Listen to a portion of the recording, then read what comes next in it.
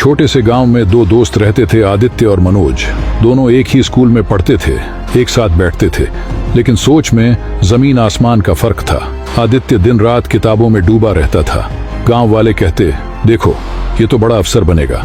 वहीं मनोज थोड़ा कम पढ़ता था, लेकिन जो भी पढ़ता था दिल लगाकर समझकर पढ़ता था। एक दिन आदित्य के पिता बोले, बेटा मेहनत का कोई विकल्प नहीं होता, दिन रात पढ़ते रहो ताकि तुम्हें कोई पीछे न छोड़ दे।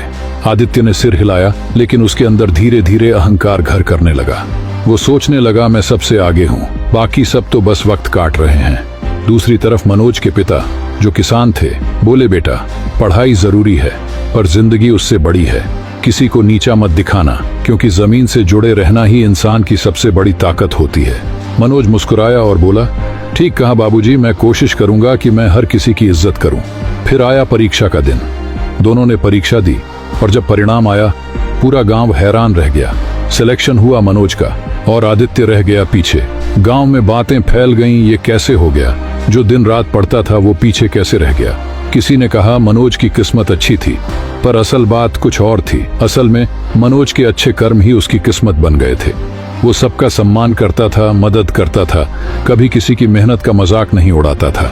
वहीं आदित्य अपनी मेहनत के साथ घमंड भी जोड़ चुका था, और घमंड हर मेहनत की जड़ काट देता है। इस कहानी में छिपा है एक गहरा सबक। पढ़ाई इंसान को सफल बना सकती है, पर विनम्रता ही उसे महान बनाती है। अगर ज्ञान के साथ अहंकार जुड़ जाए तो मेहनत भी बेकार हो जाती है, लेकिन अगर कर्म साफ हो, व्यवहार अच्छा हो और दिल में दूसरों के लिए इज्जत हो तो किस्मत भी तुम्हारे लिए रास्ते खुद बना देती है।